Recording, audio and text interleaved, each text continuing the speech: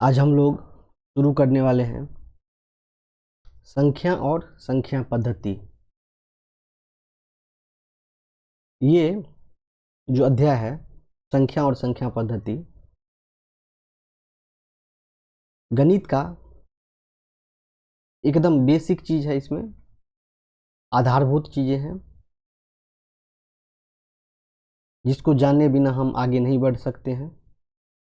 तो चलिए हम इसे शुरू करते हैं, संख्या और संख्या पद्धति को। तो जैसे हम इस अध्याय का नाम सुने संख्या पद्धति, तो हमको सबसे पहले इस संख्या के बारे में जानकारी रखना पड़ेगा कि आखिर ये संख्या है क्या, ये संख्या क्या है, इसका कैसे क्या उपयोग किया जाता है। जैसे हम अगर अंग्रेजी सीखना चाहते हैं तो इंग्लिश सीखने के लिए हमको सबसे पहले अल्फ़ाबेट का आवश्यकता होता है। अल्फ़ाबेट जैसे ए बी सी डी हो गया, इसी में स्मॉल है तो ए बी सी डी, इस प्रकार हम सीखते हैं। अगर हमको हिंदी में कुछ सीखना है तो हम सबसे पहले वर्णमाला का बोध हमको आवश्यक है। वर्णमाला में अ आ छोटी बड़ी ये सीखते हैं। तो वैसे ही हमको अगर मैथ में कुछ सीखना है तो हमको सबसे पहले डिजिट का बोध होना चाहिए। डिजिट में क्या सब आता है, 0 1 2 3 4, तो ये सभी डिजिट में आते हैं। तो हमको डिजिट का ज्ञान होना चाहिए। तो सर्वप्रथम हम वही डिजिट को पढ़ने वाले हैं। ये डिजिट है। डिजिट हम किसको कहते हैं, अंक किसको कहते हैं। 0 से लेकर के 9 तक के मूल चिन्ह जिन्हें मिलाकर संख्याएं बनाई जाती है। जैसे ये अल्फ़ाबेट में, अल्फ़ाबेट जो है ये लेटर से मिला करके हम क्या बनाते हैं, वर्ड बनाते हैं। वैसे ही हम डिजिट जो है उससे मिला करके क्या बनाते हैं, नंबर बनाते हैं, संख्या बनाते हैं।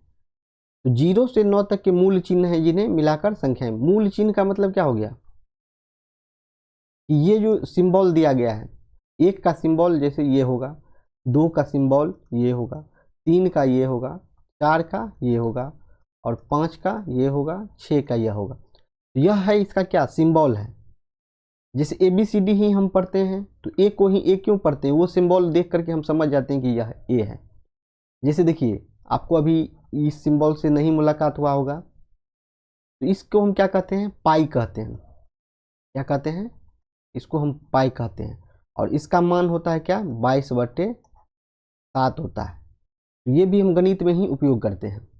तो पाई जो है 22/7 इसका मान होता है। तो ये क्या है, एक सिंबल हो गया, यह एक सिंबल है। तो वैसे ही ये जितनी भी संख्या हैं इसके भी ये सभी सिंबल हैं। तो ये पाई हो गया। ऐसे ही गणित में और भी हम प्रयोग करते हैं। जैसे ये हो गया, इसको हम क्या कहते हैं, थीटा कहते हैं। ये 0 को बीच में काट दीजिए या ओ को बीच में काट दीजिए तो ये थीटा हो गया। ऐसे ही बहुत प्रकार के सिंबल हैं। ये हो गया, इसको गामा कहते हैं, इसको लैम्डा कहते हैं।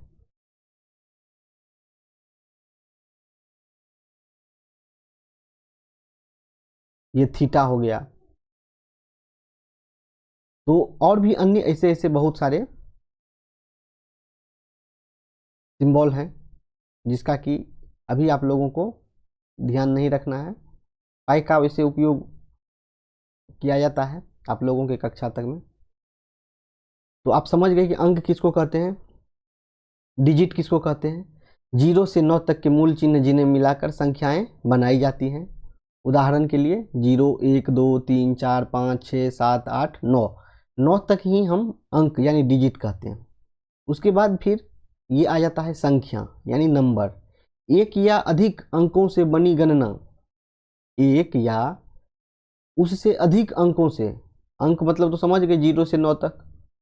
एक या अधिक अंकों से बनी गणना की इकाई जिसे मापने, गिनने या क्रम में रखने के लिए प्रयोग किया जाता है। उदाहरण के लिए 15 203 और 1001 दिया। एक या अधिक अंकों से बनी गणना का मतलब क्या हो गया, एक अंक से भी बना हुआ हो सकता है। जैसे ये देख लीजिए, या एक से अधिक, ये भी हो सकता है।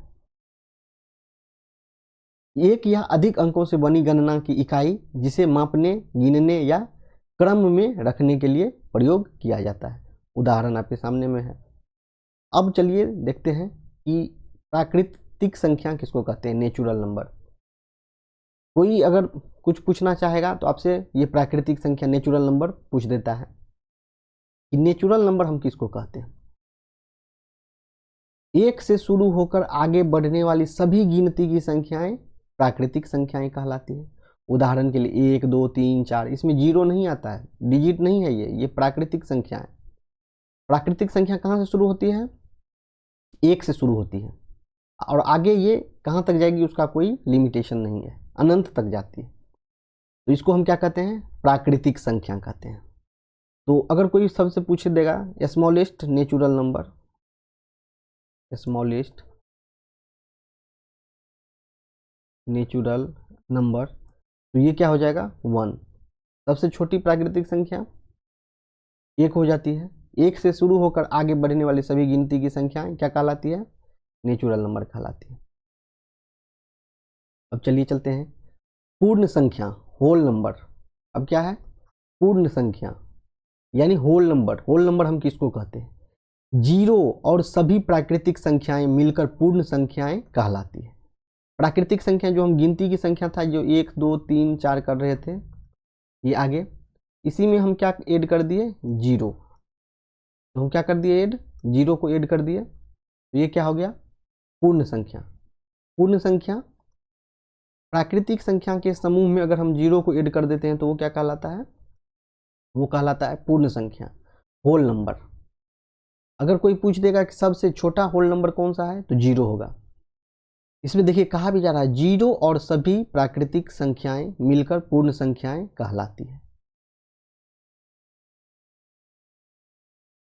Natural number including zero is called whole number, हम उसको होल नंबर कहते हैं। होल नंबर में 0 1 2 3 ये सभी संख्याएं आएंगे। अब देखिए है सम संख्या। सम संख्या, इवेन नंबर। इवेन नंबर, ये सम संख्या विषम संख्या जो है, जानकारी रखना बहुत आवश्यक है। कोई भी पूछ देता है कि सम संख्या किसे कहते हैं, तो सम संख्या हम किसको कहते हैं, जो संख्या 2 से पूरी तरह विभाजित हो जाती है। जो संख्या 2 से पूरी तरह कट जाती है हम उसे क्या कहते हैं, सम संख्या कहते हैं। और जो संख्या 2 से नहीं कटेगी हम उसे क्या कहते हैं, विषम संख्या कहते हैं। सम संख्या जो 2 से कट जाएगा, और जो 2 से नहीं कटेगा उसे हम विषम संख्या यानी ओड नंबर कहते हैं। जैसे सम संख्या है 2 4 6 8 10, और विषम हो गया उसी को छोड़ करके 1 3 5 7 और 9। तो ये देखिए सम संख्या में जो है, सम संख्या का पहचानने का नियम भी यही है कि किसी भी संख्या के अंत में अगर ये है 2 4 6 8 या 10 के जगह पे 0, ये संख्या अगर किसी भी संख्या के अंत में है तो ये संख्या क्या हो जाएगा, सम संख्या हो जाएगा। जैसे आप देख लीजिए 4 6 8 9 7 5 2 3 और एक ये अंत में 0 दे दिया, तो ये क्या हो जाएगा, सम संख्या हो जाएगा। कितना भी बड़ी संख्या है उसके अंत में ये 2 4 6 8 और 0 हो जाएगा, तो वो क्या हो जाएगा, सम हो जाएगा। ये 2 से जरूर कटेगा। ऐसे ही देखिए 3 7 6 9 8 5 4 2 1 9 8 7, और हम इसके बाद दे दिए 4। ये 4 जो है ये क्या कर देगा, ये इसको सम संख्या बना देगा, और ये 2 से कटेगा ही। अगर आपको इसमें कन्फ्यूजन लग रहा है तो हम आपको संख्या देते हैं, आप इसको करके देखिए, जरूर कटेगा। ये देखिए जैसे 4 हो गया, 3 हो गया, और इसके अंत में हम ये 6 दे देते हैं, इसको देखिए 2 से काट करके, 2 से ये कटेगा। 2 दूनी 4, कट गया 3 एक बार में, 2 तो 1 हो गया 6, और 2 अठे 16 कट गया। तो इसी प्रकार अगर कोई भी संख्या के अंत में 2, 4, 6, 8 या 0 रहेगा तो वो जरूर से जरूर 2 से कटेगा ही कटेगा। आप जो है ये सभी परिभाषा को नोट करते जाएं कॉपी में। सम संख्या और विषम संख्या हम जान गए। अब चलते हैं हम अभाज्य संख्या पर। अभाज्य संख्या यानी प्राइम नंबर। प्राइम नंबर हम किसको कहते हैं?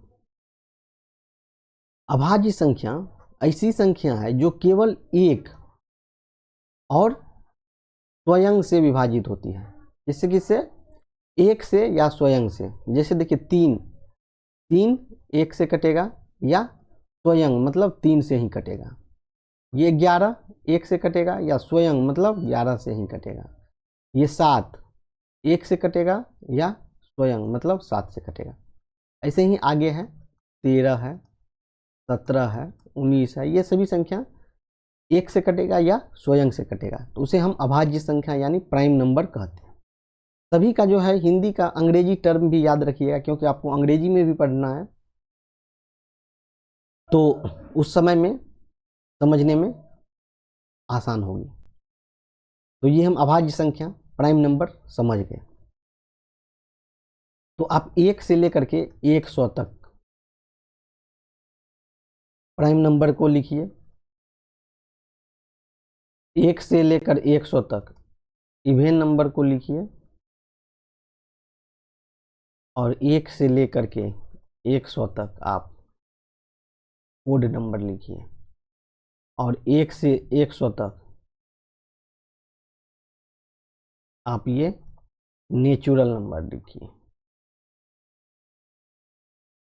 ये सभी आपको लिखना है। अब आगे चलते हैं। यौगिक संख्या किसको कहते हैं?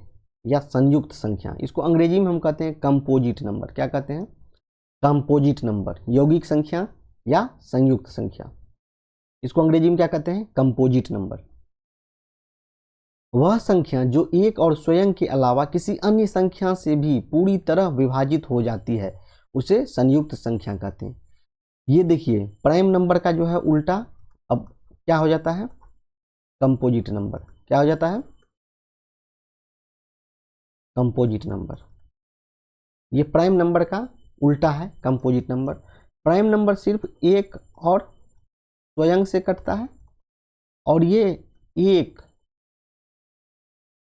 स्वयं और इसके अलावा किसी और भी अन्य संख्या से ये कटेगा। कंपोजिट नंबर ये मतलब कटने वाली संख्या होगी।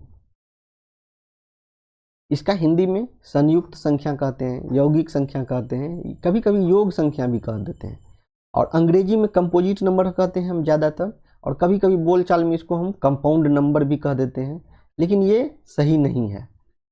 हमको कहना क्या है? कंपोजिट नंबर ही कहना है। यौगिक संख्या या योग संख्या को, संयुक्त संख्या को हमको कंपोजिट नंबर ही कहना है। इसके कुछ महत्वपूर्ण बातें लिखे हुए हैं। संयुक्त संख्या में 3 या अधिक भाजक होते हैं।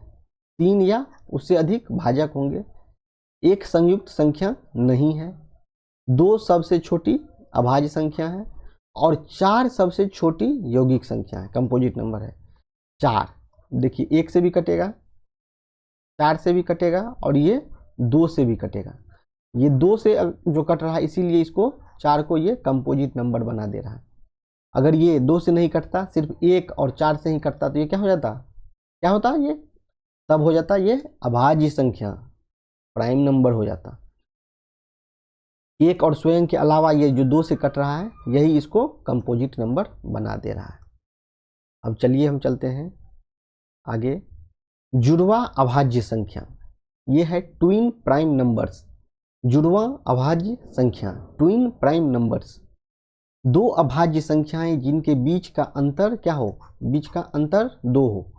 जैसे देखिए अभाज्य संख्या हम क्या से लिखे थे? 2 3 5 7 प्राइम नंबर 11 13 17 19। तो क्या कह रहा है? 2 अभाज्य संख्या के बीच का अंतर कितना हो? 2। तो ये देखिए 2 अभाज्य संख्या है 3 और 5, इसके बीच का अंतर कितना हो गया? 5 में से 3 को घटाइए तो 2। तो इसीलिए ये क्या हो जाएगा? जुड़वा अभाज्य संख्या, ट्विन प्राइम नंबर्स। ऐसे ही आप लीजिए 11 और 13 को, तो 13 में से 11 को घटाएंगे तो ये हो जाएगा 2। तो ये जो 13 में से 11 को घटाए और 2 हुआ, तो ये इसको बना देता है जुड़वां अभाज्य संख्या, ट्विन प्राइम नंबर्स। और आगे आप 1 से 100 तक में जाइए, ढूंढिए। 5 से 7 के बीच में भी 2 का क्या है, डिफरेंस है, तो ये भी क्या हो जाएगा, जुड़वां अभाज्य संख्या। अब चलिए नेक्स्ट, इसके बाद है पूर्णांक, इंटीजर।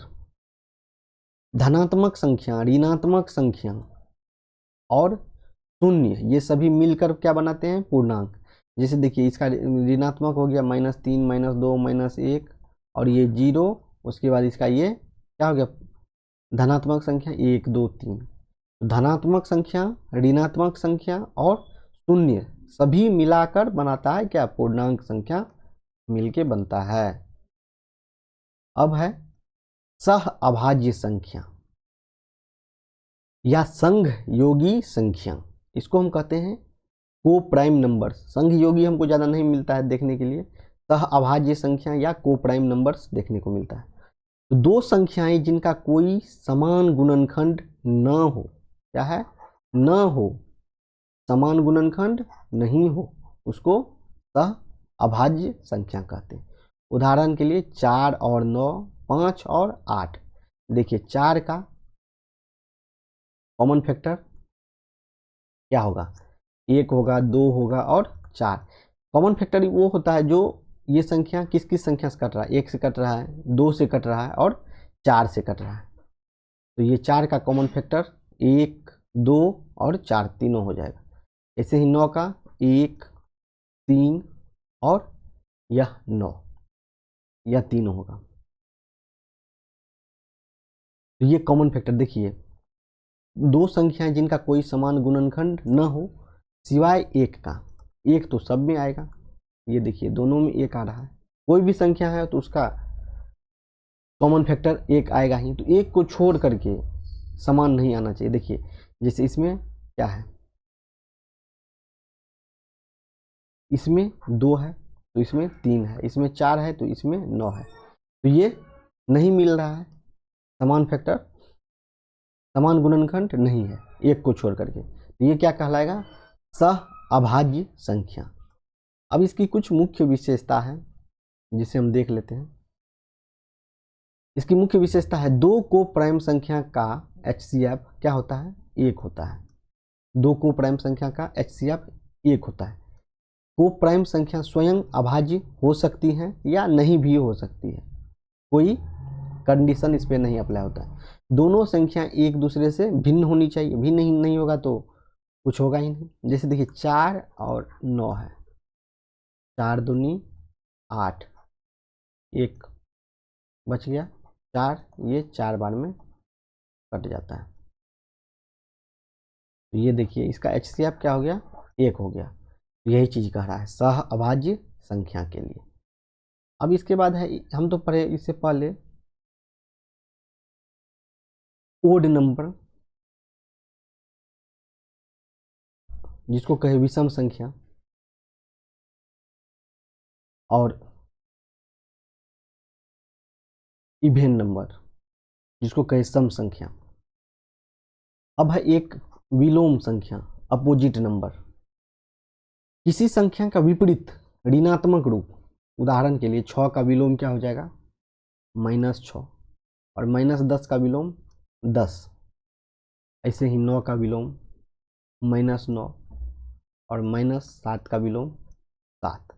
अगर ये ऋणात्मक चिन्ह लगा हुआ है तो उसको हटा देंगे, और नहीं लगा हुआ है तो ये लगा देंगे, तो उसी को हम क्या कहते हैं, विलोम संख्या कहते हैं, अपोजिट, उल्टा।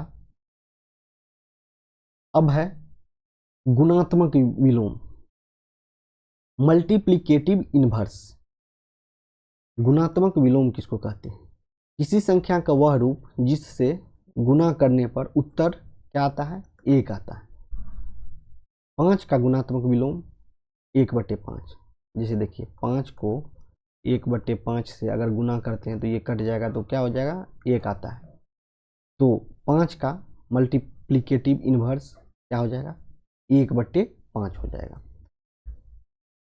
7 का पूछेगा तो ये 1/7 हो जाएगा। इसको अगर हम मल्टीप्लाई करेंगे तो ये 1 आएगा। तो ये 7 का वह रूप जिससे गुणा करने पर उत्तर 1 आता है, तो 7 को 1/7 से गुणा करते हैं तो उत्तर 1 आता है। तो ये आप समझ गए मल्टीप्लिकेटिव इनवर्स, गुणात्मक विलोम इसे कहते हैं। अब है स्थानीय मान, प्लेस वैल्यू। संख्या में किसी अंक का उसका स्थान देखकर मिलने वाला मान। जैसे उदाहरण के लिए 542 में 5 का क्या स्थान है और उसका क्या मान है, तो हम क्या पढ़ते हैं 500 और 42 में 40 और 2 को ऐड कर देते हैं तो ये हो गया 542। तो यही हो जाता है स्थानीय मान। तो नॉर्मली आप स्थानीय मान इस प्रकार से निकालते हैं, जैसे 6 का कह दिया तो 6 दे दिए, उसके आगे में जितनी संख्या है उतना 0 दे दिए। 8 का कह दिया तो 8 और उसके आगे में जितनी संख्या है उतना 0 दे दिए। तो 1 2 3 4 ठो 0 दे दिए, 1 2 3 4 ठो। तो वही 87,695 इसको पढ़ते हैं, तो 87,000 में 80 और 7,000, तो वही 80,000 और 7,000 और 600 प्लस 90 प्लस 5, यही मिलके बनाता है स्थानीय मान। इसी को हम कहते हैं स्थानीय मान। अब है एक अंकित मान। अंकित मान फेस वैल्यू। संख्या में किसी अंक का मूल मान उसकी स्थिति से फर्क नहीं पड़ता है। 542 में 5 का अंकित मान क्या हो जाएगा, 5 ही होगा। जैसे है 9 8 7 3, इसमें 8 का अंकित मान फेस वैल्यू 8 ही रहेगा और इसका प्लेस वैल्यू स्थानीय मान हो जाएगा 800। ऐसे ही आप देखिए 6 3 7 9, इसमें 7 का फेस वैल्यू अंकित मान 7 ही होगा और प्लेस वैल्यू इसका 70 हो जाएगा स्थानीय मान। यही अंतर है दोनों में। अब हम चलिए देखते हैं बड़ी संख्या और छोटी संख्या। लार्ज नंबर छोटी संख्या, small number. Largest number greatest number, या और छोटी संख्या स्मॉलेस्ट नंबर हम किसे कहते हैं और ये क्या होता है। अंकों की संख्या, एक अंक की सबसे छोटी संख्या 1 ही होती है। 1 से छोटा कुछ भी नहीं होगा। 2 3 4 5 से छोटा है 1, तो ये 1 अंक की सबसे छोटी संख्या होगी। और सबसे बड़ी संख्या 1 अंक की 9 होती है। अब 2 अंक का पूछेगा जैसे ही, तो उसके आगे में 1 के आगे में 1 0 दे देंगे। 2 अंक की सबसे बड़ी संख्या पूछेंगे तो 2 9 हो जाएगा, डबल 9। अब इसमें 1 जैसे ही ऐड करेंगे तो ये 100 हो जाएगा। तो ये 3 अंक की छोटी संख्या, 3 अंक की छोटी संख्या है, 1 पे 2 0 दे देंगे और बड़ी संख्या में 3 ठो 9 हो जाएगा। 4 अंक की सबसे छोटी संख्या 1 है और उस पर 3 0 दे देंगे और सबसे बड़ी संख्या में 4 ठो 9 दे देंगे। 5 अंक की सबसे छोटी संख्या 1 पे 4 को सुना देंगे और ये 5 ठो 9 दे देंगे। 6 अंक का कह दिया तो 1 और 1 पर 5 शून्य देंगे और ये 6 अंक की सबसे बड़ी संख्या, ये 6 बार 9 हो जाएगा। जितनी अंक की बड़ी संख्या पूछेगा उतना बार 9 हो जाएगा और जितनी अंक की छोटी संख्या पूछा जाएगा 1, और जितनी अंक का पूछा जा रहा है उससे 1 कम, उतना बार हम 0 दे देते हैं। अब चलते हैं हम रोमन नंबर्स की ओर। रोमन नंबर किसको कहते हैं? रोमन नंबर एक प्राचीन संख्या पद्धति है। बहुत पूर्व में इसका प्रयोग किया जाता है। प्राचीन मीन्स बहुत पहले, एंशिएंट कहते हैं, जिसे रोमन साम्राज्य में उपयोग किया जाता था।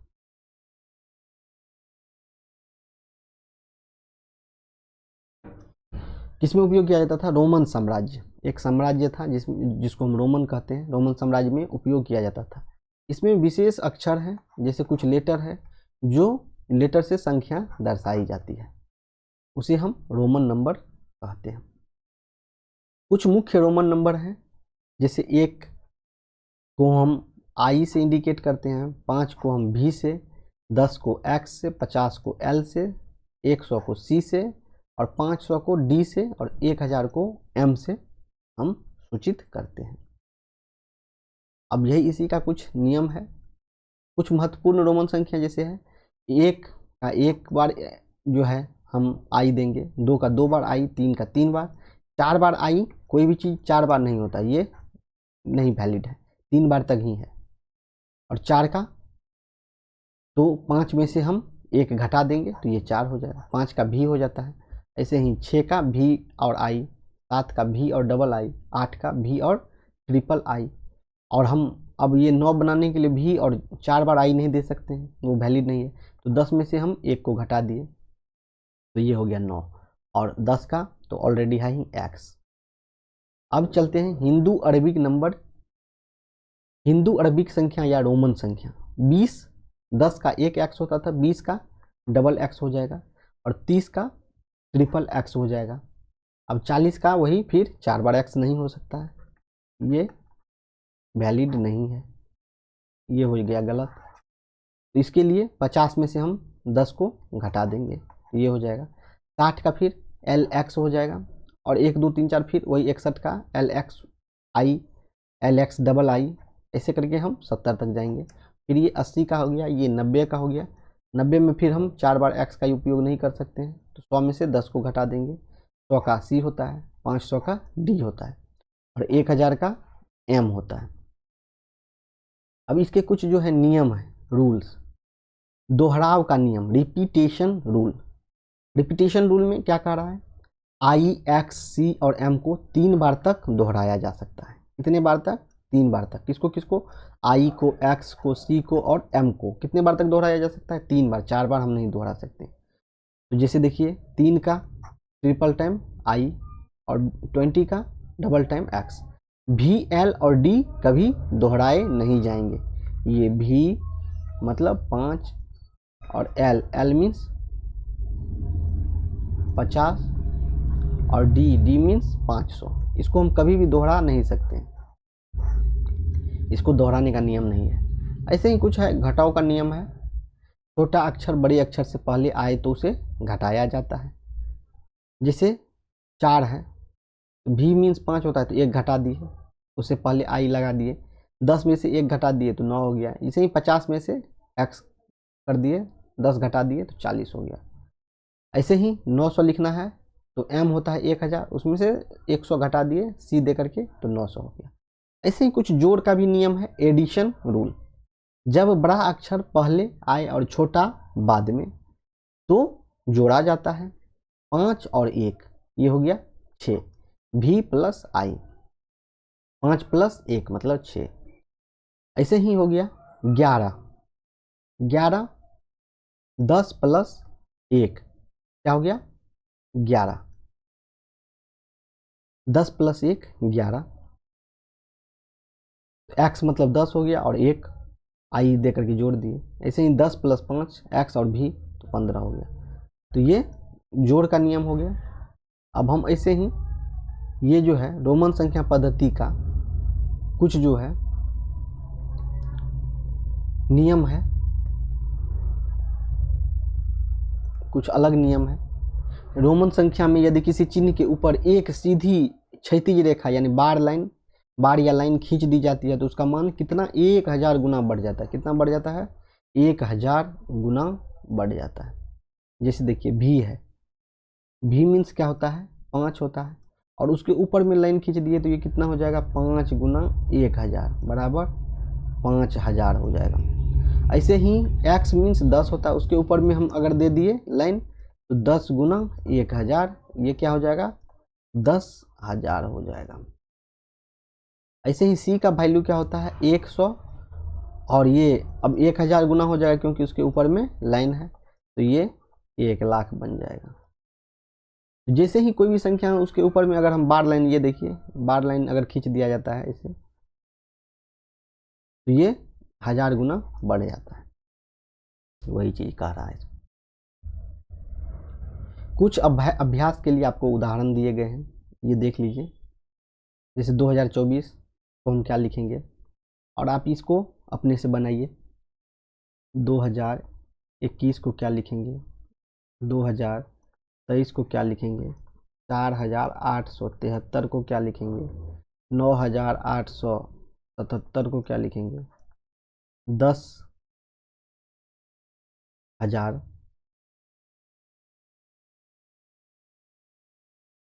567 को क्या लिखेंगे। इस प्रकार आप इसको बनाने का प्रयास कीजिए। अब इसके बाद है विभाज्यता के नियम। ये हैं विभाज्यता के नियम, लॉज ऑफ डिविजिबिलिटी। कोई भी बड़ी संख्या किसी भी संख्या से कैसे कटेगी उसका जो है यह नियम बताता है, उसी को हम विभाज्यता के नियम कहते हैं, लॉज ऑफ डिविजिबिलिटी। कि कोई भी संख्या है वो कैसे 2 से कट जाएगा। हम प्रत्येक बार तो भाग दे करके नहीं देख सकते हैं, तो उसी का यह जो है नियम है। तो 2 से विभाज्यता का नियम क्या कहता है? नियम, यदि किसी संख्या का अंतिम अंक क्या होना चाहिए, जो आपको बताया 0 या 2 या 4 या 6 या 8, तो वह संख्या किससे विभाज्य हो जाएगा? 2 से विभाज्य हो जाएगा। जैसे देखिए 1 2 4 है, इसके अंतिम अंक क्या है? 4 है, तो ये विभाज्य हो गया। और इसका अंतिम अंक 5 है, जो कि इसमें कहीं पर भी 5 नहीं दिया हुआ है, तो ये 2 से विभाज्य नहीं हो रहा है, यही कह रहा है। अब इसके बाद 3 से विभाज्यता का नियम, यदि किसी संख्या के सभी अंकों का योग 3 से विभाज्य हो तो वह संख्या भी 3 से विभाज्य होती है। जैसे देखिए 1 2 और 3, इस तीनों को जोड़ दिया गया है, 1 2 3 तो हो गया 6, 6 में 3 से भागा देते हैं तो 2 हो गया, तो ये विभाज्य हो गया, तो ये 3 से विभाज्य हो रहा है। जैसे देखिए 4 3 और 2, ये बताइए 3 से विभाज्य होगा कि नहीं? जोड़िए जोड़िए, इसको फटाक से जोड़िए। इसके लिए हम क्या करेंगे? 4 + 3 + 2, ये 2, तो ये कितना हो गया? 4 3 7 और 2 9 हो गया। तो 9 में हम 3 से विभाज्य करेंगे तो 3 से ये कट जाएगा, कितने बार में? 3 बार में। इसका मतलब ये संख्या जो है 432 3 से विभाज्य हो रहा है। ऐसे ही देखिए, जैसे देखिए ये है बहुत बड़ा संख्या भी हम दे देते हैं,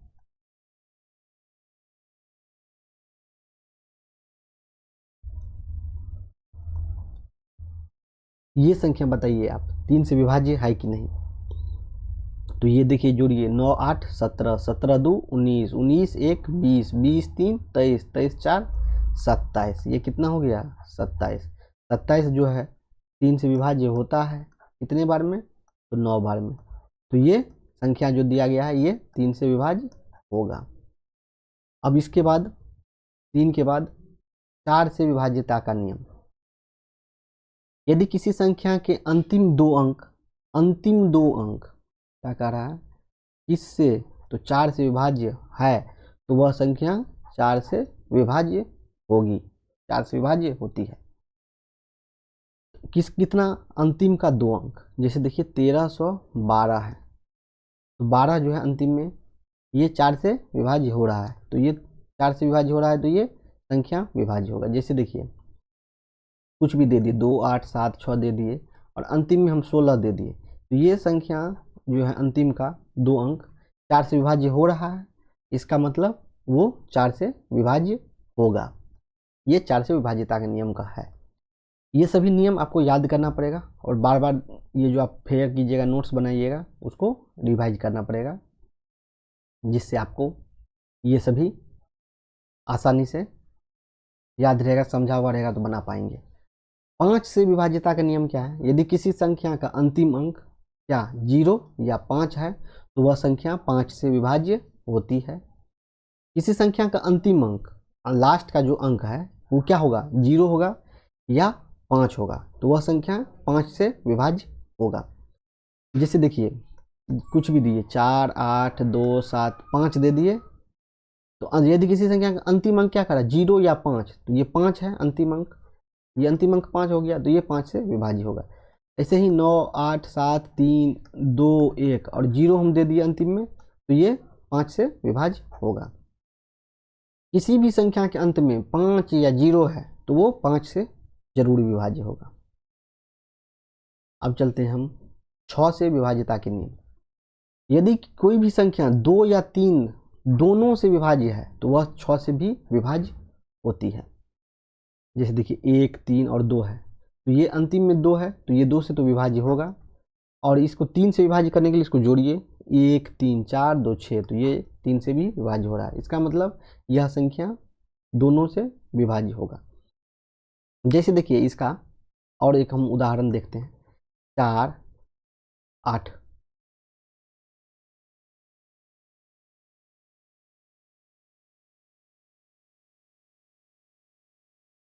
तो अब ये देखिए अंतिम में तो 2 है, 2 है तो ये 2 से तो विभाज्य होगा। अब 3 से विभाज्य के लिए हम इसको जोड़ेंगे, 4 8 12, 12 3 15, 15 1 16, 16 2 18। तो 18 3 से विभाज्य हो रहा है, तो ये हो जाएगा 6। इसका मतलब ये संख्या 4 8 3 1 2 जो है ये 6 से भी विभाज्य हो रहा है। अब चलते हैं आगे, 8 से विभाज्यता का नियम। 8 से विभाज्यता का नियम है, किसी संख्या के अंतिम 3 अंक, कितना, अंतिम 3 अंक किससे, तो 8 से विभाज्य होगा। अंतिम का 3 अंक अगर 8 से विभाज्य होगा तो पूरी संख्या किससे विभाज्य होगा, पूरी संख्या 8 से विभाज्य होगा। जैसे देखिए इसमें अंतिम का 3 अंक क्या है, 8 से विभाज्य है। 8 से विभाज्यता का नियम क्या है, अंतिम का 3 अंक 8 से विभाज्य होना चाहिए। तो 128 में 8 से भागा देंगे तो 16 8 128 होता है, तो ये कट रहा है। ऐसे ही देखिए 8 7 6 3 4 2 कुछ भी हम दे दिए, और अंतिम के 3 अंक में हम अगर 128 दे दिए, ये 3 अंक, तो ये तो 16 से कट रहा, 8 से कट रहा है, 8 से कट रहा है 16 बार में, तो ये क्या हो जाएगा, इसका 8 से ये विभाज्य हो जाएगा। हम आगे कुछ भी संख्या दे दिए, कितना भी बड़ा दे दिए, जिसको कि हम पढ़ भी नहीं सकते हैं, और अंतिम में हम क्या दे दिए, 128 दे दिए, या ये 128 136 दे दिए, तो 136 भी 8 से कटता है। देख लीजिए 136 भी 8 से कटेगा, एक बार में 8 5 6 7 बार में 8 सत्ते 56। तो ये 136 भी जैसे ही हम दे दिए, तो इसका मतलब ये क्या हो जाएगा, ये 8 से विभाज्य होगा। ऐसे ही अब 9 से विभाज्यता का नियम, किसी संख्या के अंकों का योग 9 से विभाज्य हो तो वह संख्या भी 9 से विभाज्य होती है। जैसे 3 का था, 3 और 9 सेम नियम है। जैसे 7 2 9 है, 7 2 9 9 18, 18 9 से विभाज्य हो रहा है, इसका मतलब ये विभाज्य होगा। ऐसे ही देखिए 6 3 9 हो गया, 9 6 15 3 18, ये भी संख्या 9 से कटेगा, क्योंकि 6 3 9, 6 15 3 18 हो गया। 18 जो है 9 से भागा देते हैं तो 2 बार में ये कट जाता है। तो 9 से विभाज्यता का यह नियम हो गया। अब 10 से विभाज्यता का नियम, यदि किसी संख्या का अंतिम अंक क्या होगा, 0, तो वह क्या हो जाएगा, 10 से विभाज्य होगा। अब कुछ भी है और अंतिम में हम क्या दे दिए, 0, तो यह संख्या क्या हो जाएगा, 10 से विभाज्य होगा। अब देखिए हम चलते हैं 11 से विभाज्यता का नियम, यदि किसी संख्या के अंकों को एकांतर जोड़ने और घटाने पर प्राप्त परिणाम 11 से विभाज्य हो या 0 हो तो संख्या 11 से विभाज्य होती है। एकांतर, यदि किसी संख्या के अंकों को एकांतर जोड़ेंगे, एकांतर जोड़ने का क्या क्रम है, 1 -2 +1, इसी को हम कहते हैं एकांतर जोड़ने और घटाने पर। देखिए ये लिखा हुआ है, एकांतर जोड़ने और घटाने पर। वैसे इसका कम उपयोग किया जाता है, लेकिन ये नियम हमको मालूम होना चाहिए। जैसे देखिए 1 2 1 है, तो सबसे पहले 1, फिर -2 और फिर +1, तो ये देखिए कितना आ गया, 0 आ गया, तो इसका मतलब ये विभाज्य होगा। जैसे देखिए 1 3 3 और 1, तो हम सबसे पहले 1 को फिर एकांतर माइनस करेंगे, फिर प्लस करेंगे और फिर माइनस करेंगे, तो ये 0 आ गया, तो ये 11 से विभाज्य होगा।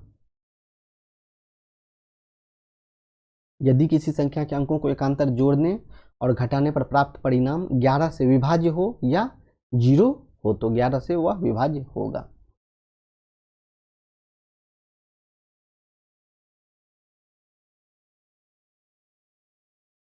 एकांतर जोड़ने या घटाने का मतलब ये नहीं कि पहले देखिए किसी भी प्रकार से हम आप जोड़ सकते हैं। जैसे 1 के बाद हम पहले माइनस दिए तो हम प्लस भी दे सकते हैं, हम प्लस भी क्या कर सकते हैं, दे सकते हैं। जैसे 1 + 3 माइनस 3 + 1, तो क्या हो गया, यह एक से कट जाता है और यह 3 से कट जाता है, तो ये 0 हो जाएगा। तो हम पहले जोड़ दें या घटाओ दें उससे कोई मायने नहीं रखता है।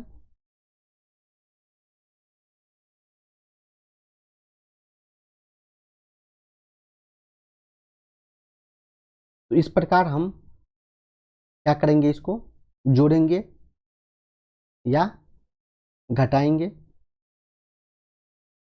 एकांतर हम जोड़ने घटाने हम किसी भी प्रकार से जोड़ते हैं या घटाते हैं तो क्या हो जाएगा,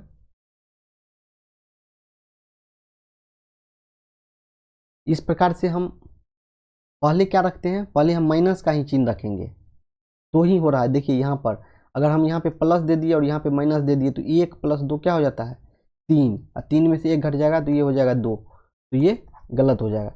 इसीलिए सबसे पहले हम क्या रखते हैं, माइनस ही रखते हैं। एकांतर जोड़ने घटाने का मतलब यही हो गया कि पहले माइनस रखते हैं फिर प्लस रखते हैं। वैसे 11 का जो है उतना आवश्यकता नहीं है, लेकिन ये थोड़ा सा ध्यान में रखिएगा। एकांतर में क्या करते हैं, पहले माइनस चिन्ह का ही उपयोग करते हैं।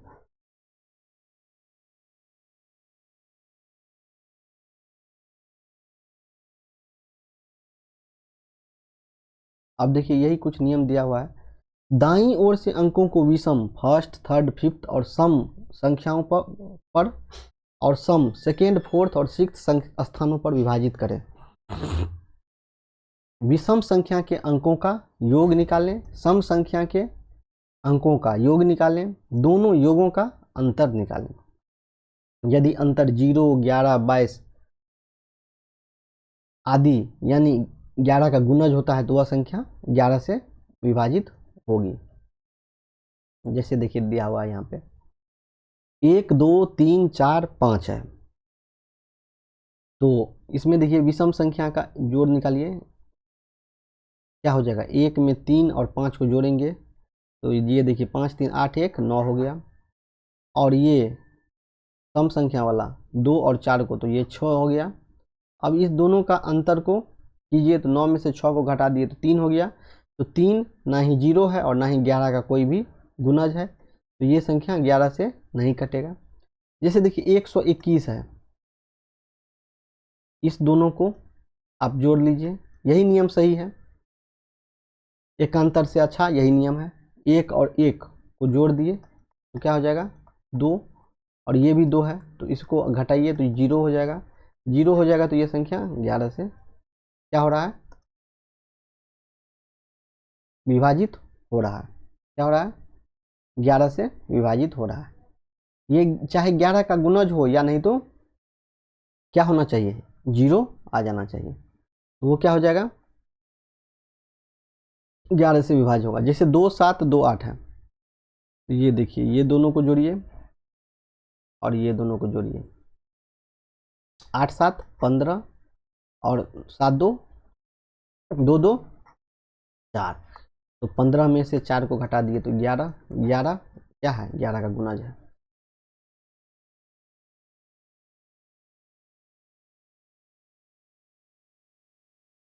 तो यह संख्या 11 से कटेगी।